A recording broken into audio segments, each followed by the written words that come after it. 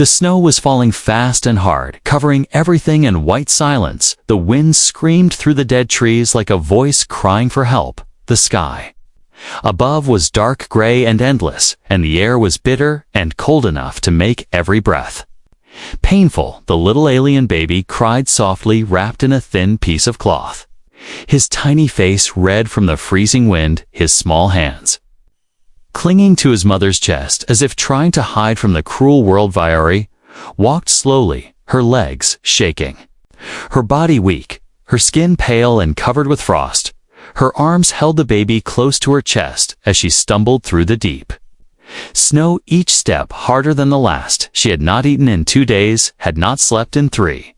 Her village was gone, burned by the invaders. She had run through the forest with nothing but her baby and a broken memory of home. The cold was cutting through her like knives, and she knew she could not walk much longer. She found a large fallen tree covered in snow and dropped to her knees behind it. Trying to block the wind, she sat down, leaning her back against the bark, and wrapped her thin robe tighter around her child. Her fingers were numb, her lips blue, her heart heavy with fear and sadness. She looked at her baby and whispered something in her native tongue, her voice dry and broken. The baby whimpered, but did not cry louder. He was too tired, too cold, too small. Valeri looked at the white sky and felt tears roll down her cheeks. She had tried everything. She had searched for help, for shelter, for someone, anyone, but the land was empty and silent. Only snow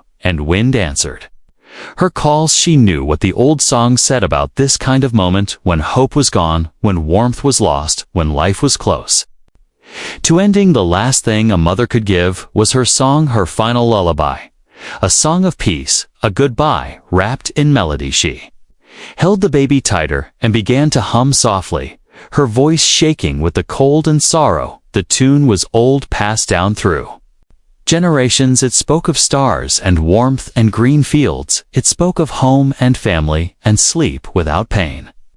Her eyes closed as she sang, and the wind seemed to grow quiet, as if listening. Her baby's breathing slowed, his tiny fingers loosened, and for a moment the world stood still. She sang the first verse, then the second, her voice growing fainter with each line. Her breath was short, her arms heavy, her vision blurry with tears and snow. And then, as she opened her mouth for the final line, she heard something behind her, footsteps crunching in the snow, steady, strong, growing closer. Her heart jumped, her body froze. She stopped singing and held her breath. Was it a soldier, one of the invaders, come to finish what they started? Was it a beast following her scent, waiting for her to fall? Was it the wind playing tricks on her ears? She turned her head slowly, fear crawling up her spine. The baby stirred in her arms, sensing her fear, but did not cry. The footsteps came closer, slow and heavy. Someone walking through the snow with purpose, not running, not hiding, just walking toward her. She could not see through the trees, but the sound was real. It was not her imagination. Someone was out there. Someone had found her. She gripped a sharp piece of wood she had kept hidden in her robe, ready to protect her baby with her last breath. Then, the footsteps stopped just behind the fallen tree, and a voice spoke, calm, deep, and human. "Are you hurt?" Valeri did not answer, her body shaking from cold and fear. She peeked over the tree and saw a figure standing there, tall, wearing a thick coat, face hidden behind goggles and a scarf. He was holding a small scanner device glowing blue in the snow. "I am not here to hurt you," the voice said again. "I saw your heat signature on my scanner. I thought it was an animal, but then I heard singing." Valeri's eyes filled with tears again. But now they were not only from pain, they were from shock, from confusion, from a tiny spark of hope she had not felt in days. She looked at the baby in her arms, then back at the figure, and nodded slowly. Human stepped forward, removed his gloves, and reached into his coat. He pulled out a thermal blanket and a small heating pot. He knelt in front of her and offered the items without a word. She looked into his eyes and saw something she did not expect. Kindness, not fear, not hate, just kindness. She took the blanket and wrapped it around the baby, then around herself. The warmth felt like fire, and she almost cried out. The human sat beside her, not speaking, just watching the baby breathing slowly now. Eyes closed, resting in his mother's arms. Valari looked at the stranger, and for the first time in what felt like forever, she whispered a word: "Thank youth." Wind had stopped, the snow still fell, but softer now, and the lullaby remained unfinished, waiting for a new ending. One that maybe, just maybe, would not end in goodbye. The silence inside the small cabin was warm and heavy, like a thick blanket wrapped around a soul once broken. The fire crackled gently in the corner, filling the room with soft orange light and a smell of burning wood that chased away the cold and the fear. Valari sat on the old worn mattress, holding her baby close, both wrapped tightly in the thick human blanket that still smelled of pine and smoke. Across from her, the human moved slowly around the room, placing a pot on the fire, melting snow for water, checking a small metal box with blinking lights that hummed softly, and adjusting a strange device on the wall that made the heat stay in the room. Valari watched him carefully, her eyes wide and alert, unsure of his actions but too tired to resist or run. He had carried her through the storm step by step, his strong arms never shaking, never slowing, even when she had begged him to leave her and take only the baby. He had ignored her and pushed forward now. She was here in a strange place with strange tools and walls made of wood and metal, her body warm for the first time in days, her baby breathing softly in sleep, his face peaceful and calm. Her heart beat fast, unsure what to feel. She owed him her life. Yet he was still a human, one of them, and her people had learned long ago not to trust easily. The man finally turned and spoke, his voice quiet, like he did not want to break the peace that had settled between them. "My name is Cal. I live here alone. I did not know anyone else was nearby until my scanner picked up your heat signature." Valari blinked slowly, her throat still dry, her voice smally. "And Valari, from the clan of Norvi. They destroyed Uskal." Ko nodded and sat on a wooden stool across from her. He removed his gloves, revealing hands, scarred and weathered hands that had seen work and war and pain. His eyes met hers, not with pity, but with something else: understanding. "I am sorry for what happened to your people," he said. "I was not part of that mission.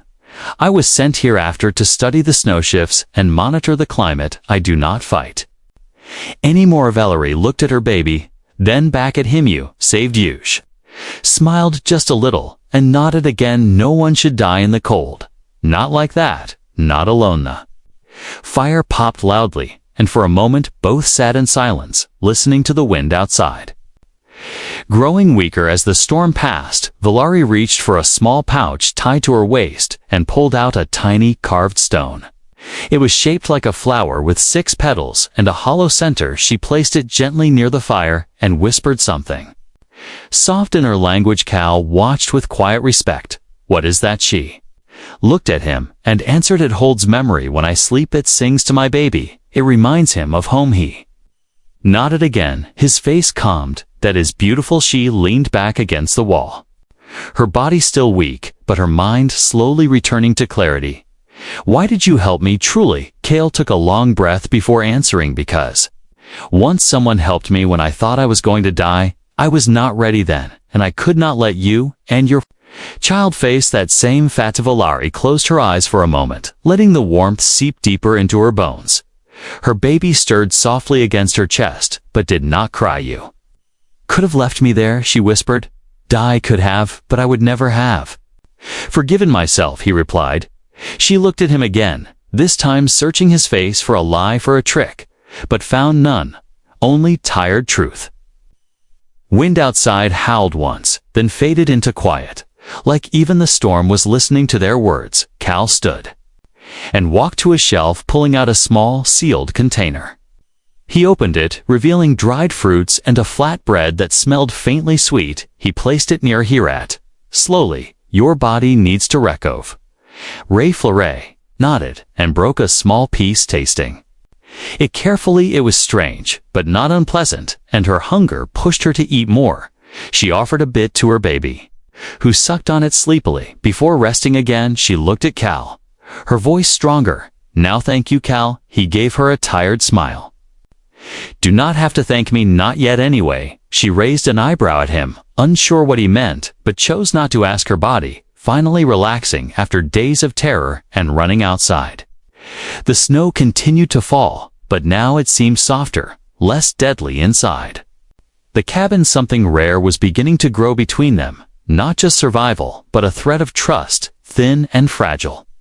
But Valari leaned back and hummed a few notes of the lullaby she had almost finished in the snow, this time not as a farewell, but as a beginning, and Cal listened quietly, his eyes closing for a moment as if remembering something lost long ago.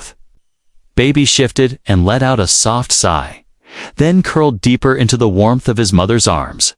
New chapter had started, and though danger still waited beyond the frozen forest for now, inside these walls, they were safe. They were not alone.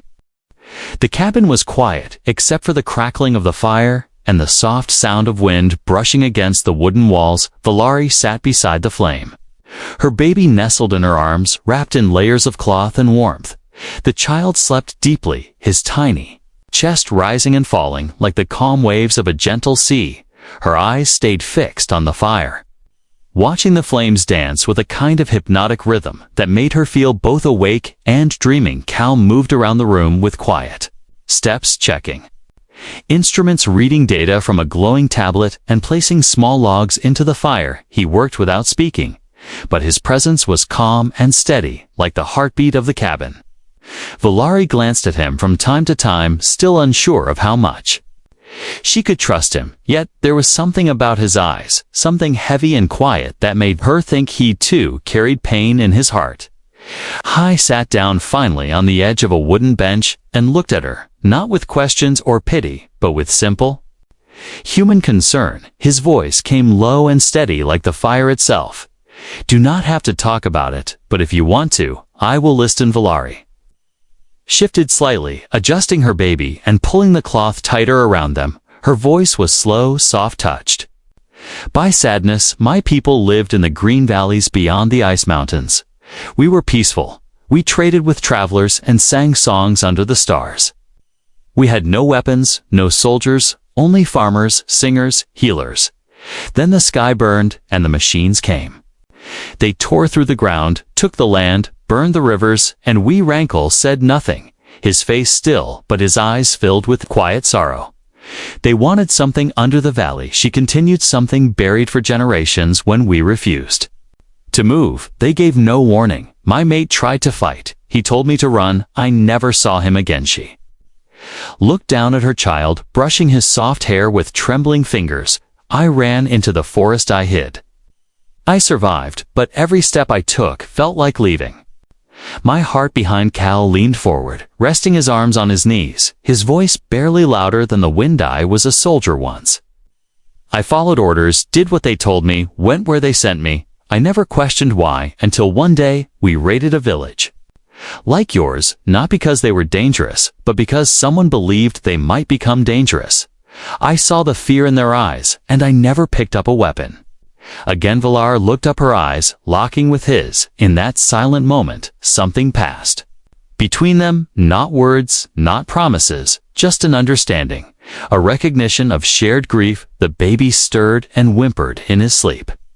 Valari gently rocked him, humming a soft tune, her voice barely more than breath. Cal listened, letting the melody wash over him, and it reminded him of a song he had once heard long ago, before the war, before everything had changed. What? We had changed what? "Will you do now?" he asked, after a long pause. "I do not know," she answered. "I have nowhere to go. No one left. My only hope was to keep him alive, maybe find a place where he can grow in peace." Cal stood and walked to a small locker near the back wall. He opened it and pulled out a folded map, spreading it across the table and pointing to a section marked in blue. "There is an old outpost here, abandoned years ago, before the war. It has working systems, food, water, shelter, maybe even communication tools. If we can get there, you will be safe." She repeated, her voice unsure. "Yes. We," he said firmly. "You and your child. are not alone.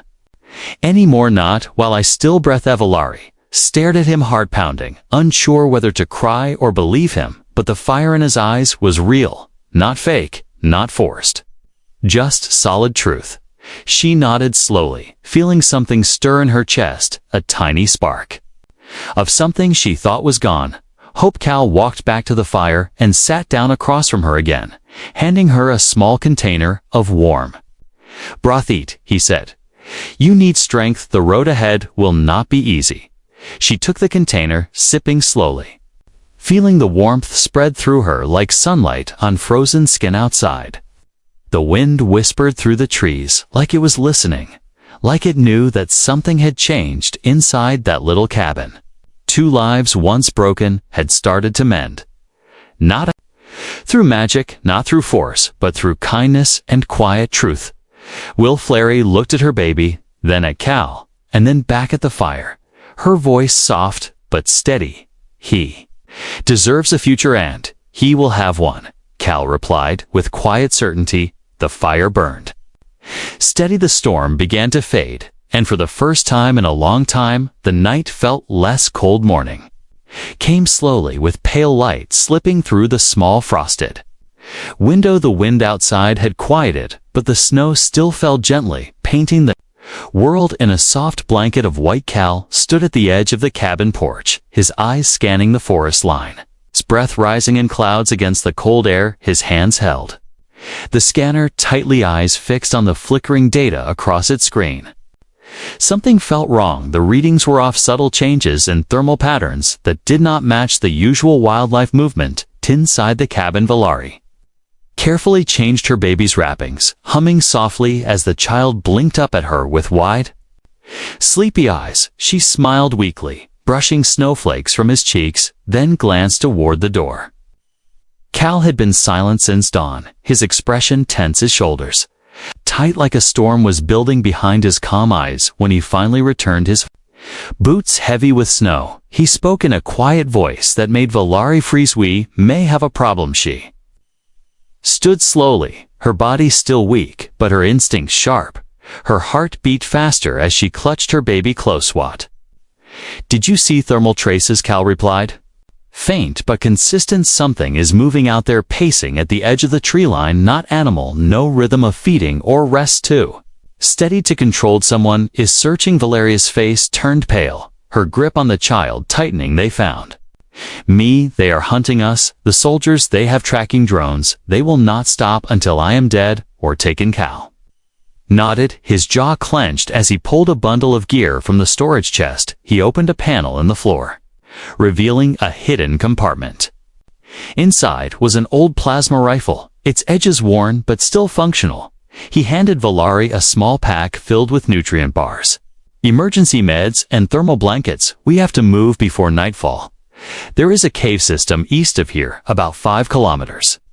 If we reach it before dark, we can hide deep enough to block their sensors. It connects to the old outpost from below.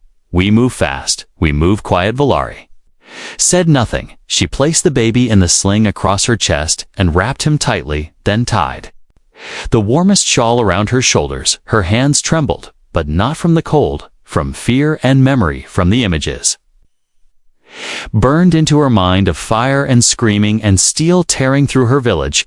Cal checked the rifle, loaded the energy cells, then stepped to the door, pausing only to glance back at her. Are you ready? She nodded once, and they stepped into the snow together, the wind brushing against them like ghostly fingers, the trees silent watchers to their escape.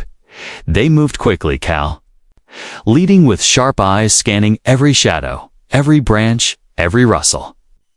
Valari followed closely, one hand on her baby, the other gripping the strap of her packers. Passed slowly, each step a battle against the deep snow, each sound a potential threat. The forest grew darker, colder, tighter around them, and still they pushed on until Cal stopped suddenly, his hand-raised eyes narrowed. Drone, he whispered, low and urgent.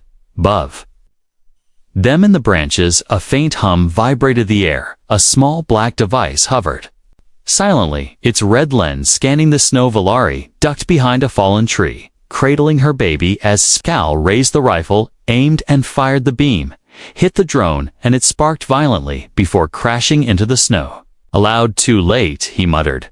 "Day."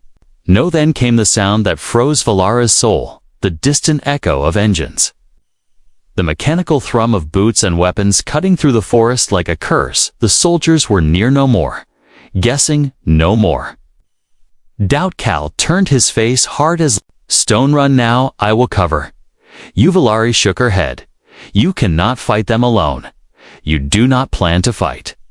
"I plan to delay. Go find the cave, keep your child safe. That is all that matters." Before she could protest, he shoved a second weapon into her hands.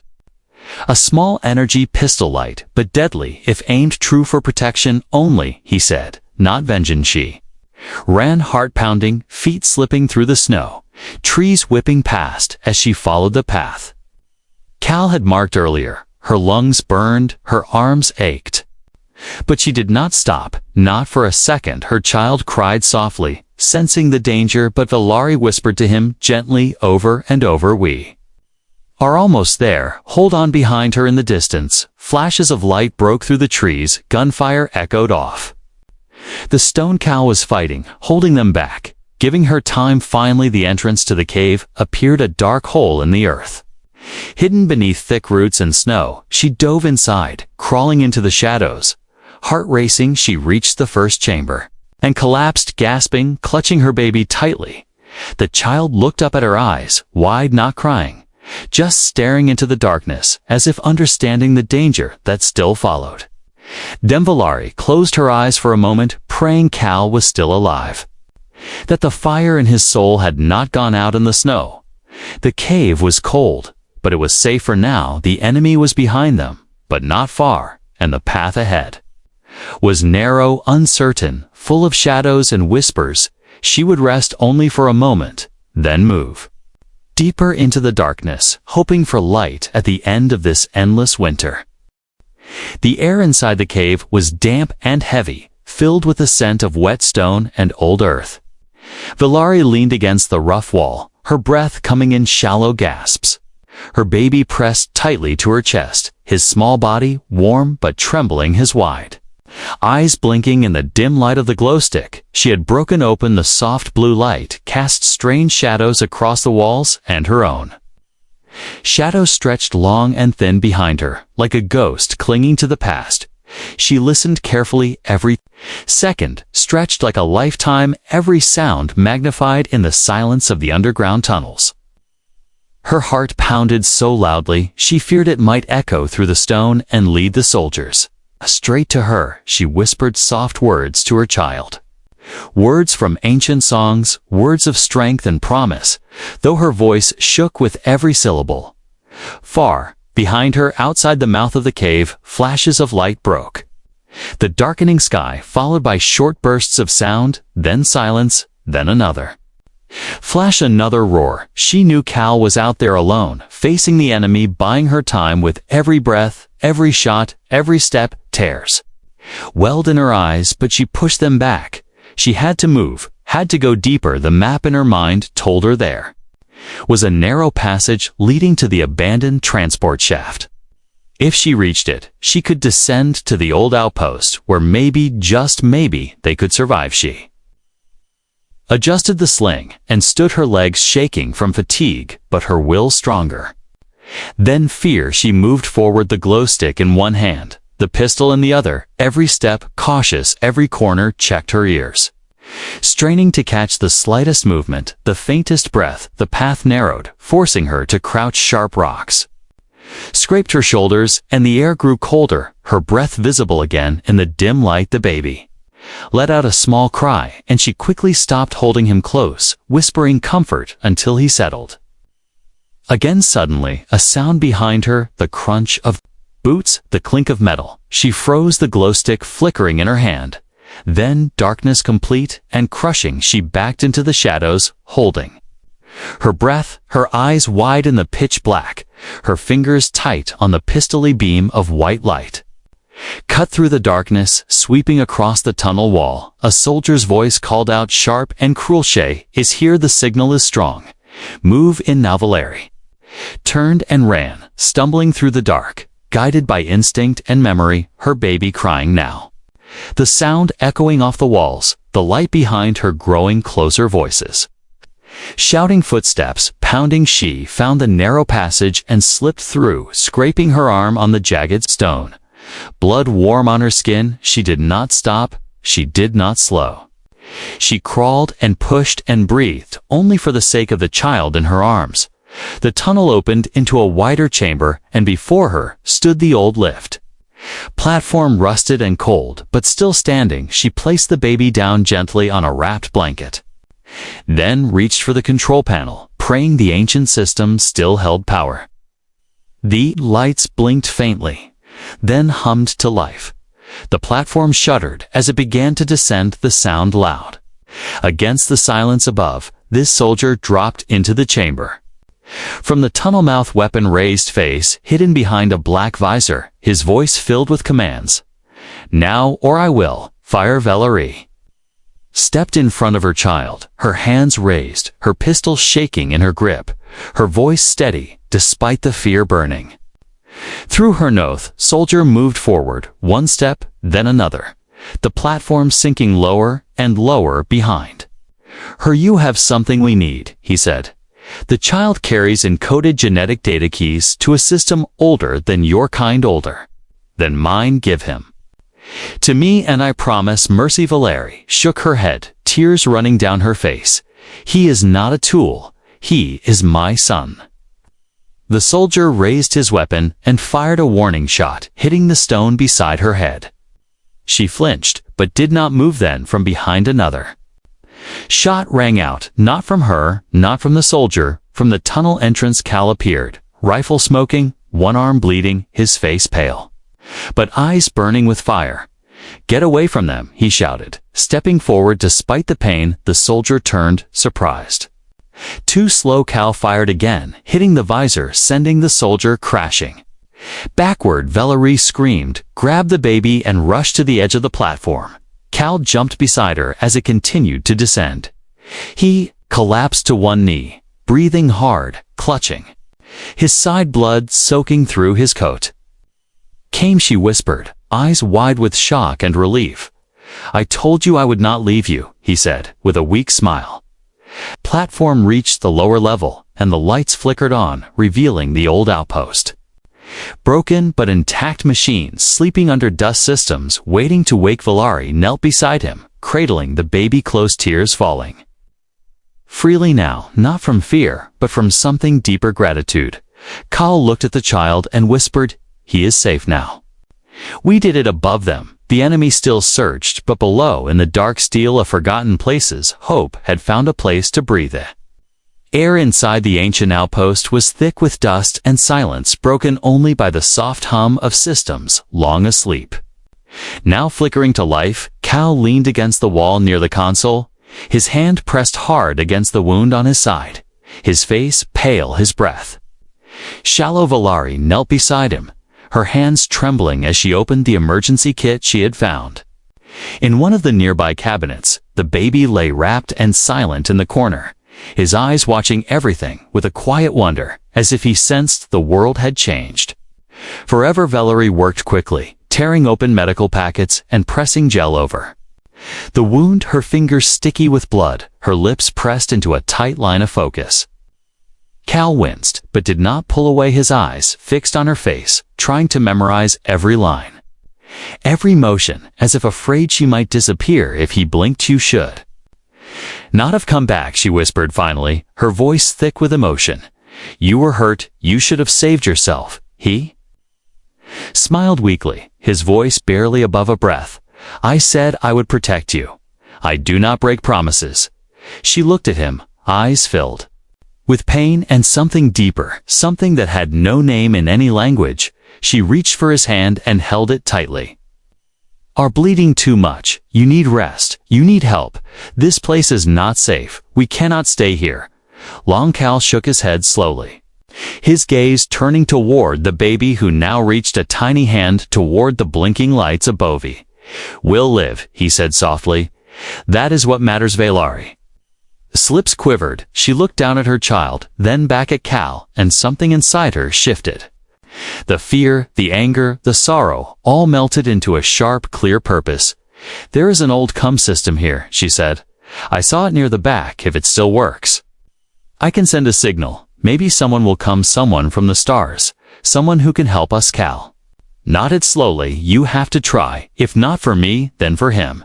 She stood quickly, her movements focused and determined. She found the terminal half buried under debris and powered it on. The screen flickered with ancient text, the keys, stiff but still functional. She typed rapidly, switching to manual override scanning for signals.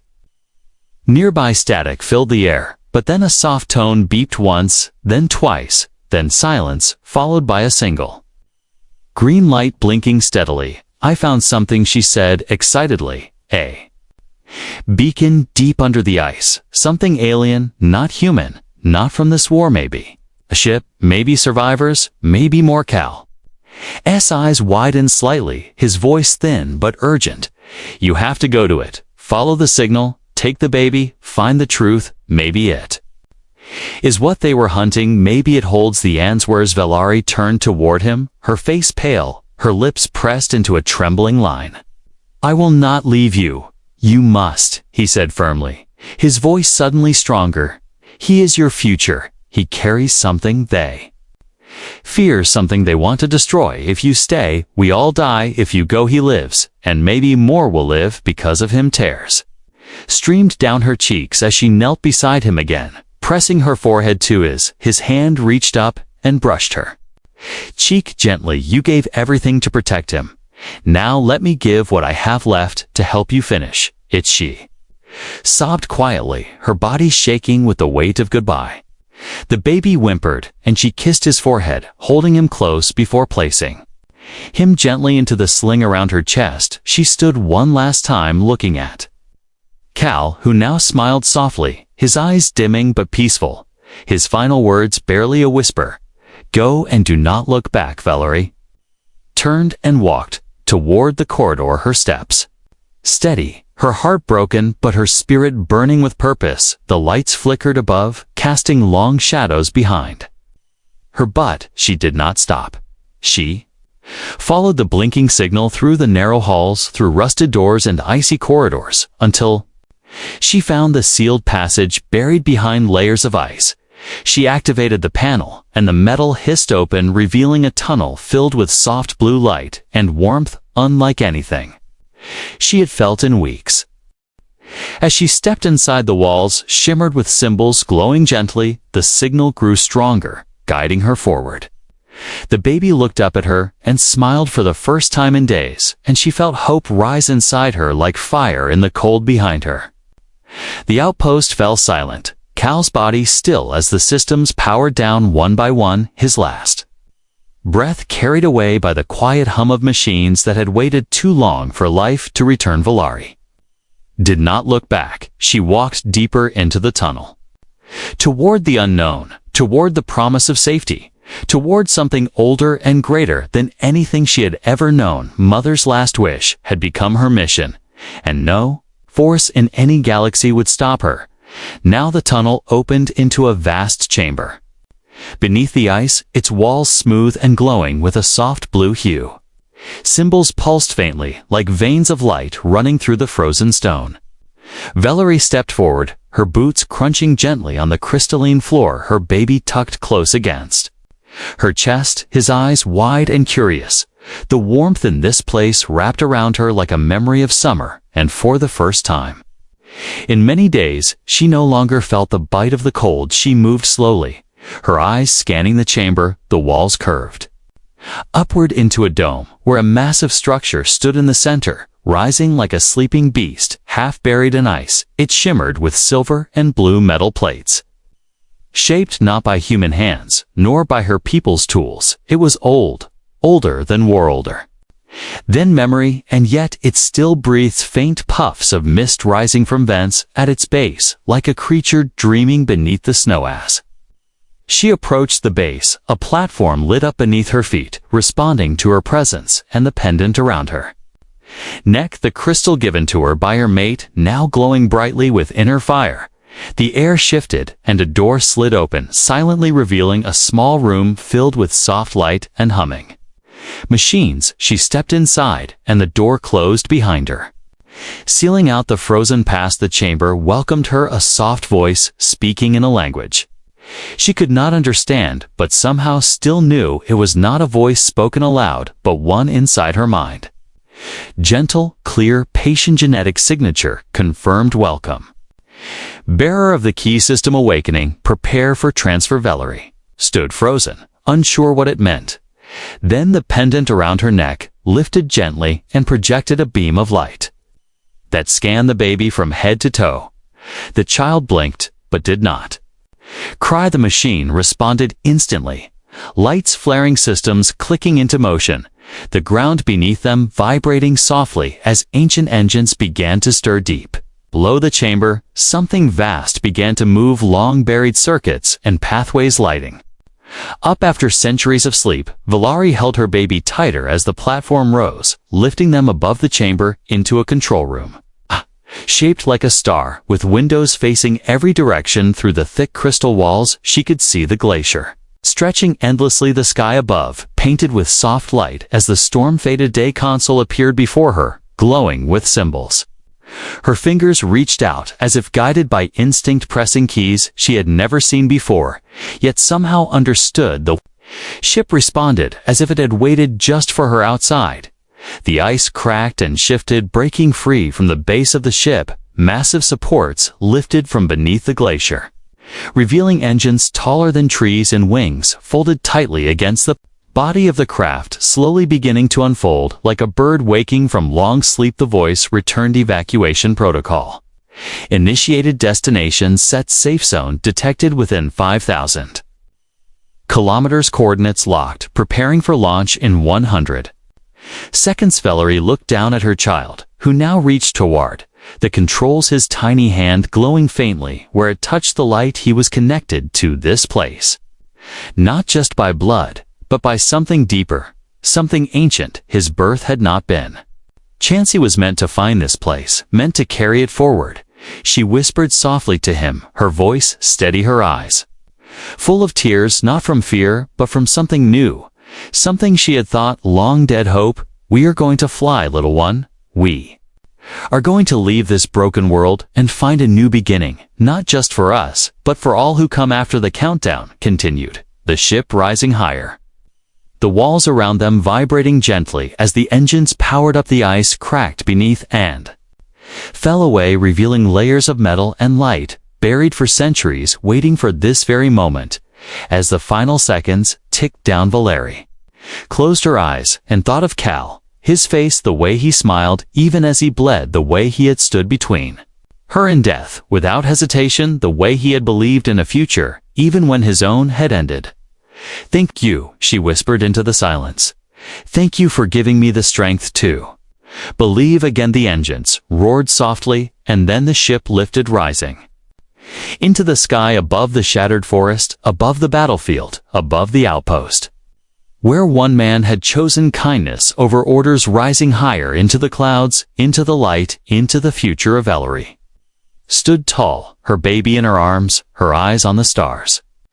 As the world below faded into white and blue and silence was replaced by the hum of purpose, by the rhythm of life, she did not know what waited ahead or what new dangers might come, but she knew this child was the answer, the key to something greater.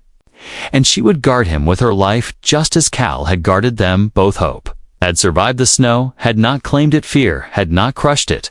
Death had not silenced. Its hits had lived in a lullaby. It had walked through a storm. It had bled. It had fought. It had risen now. It flew.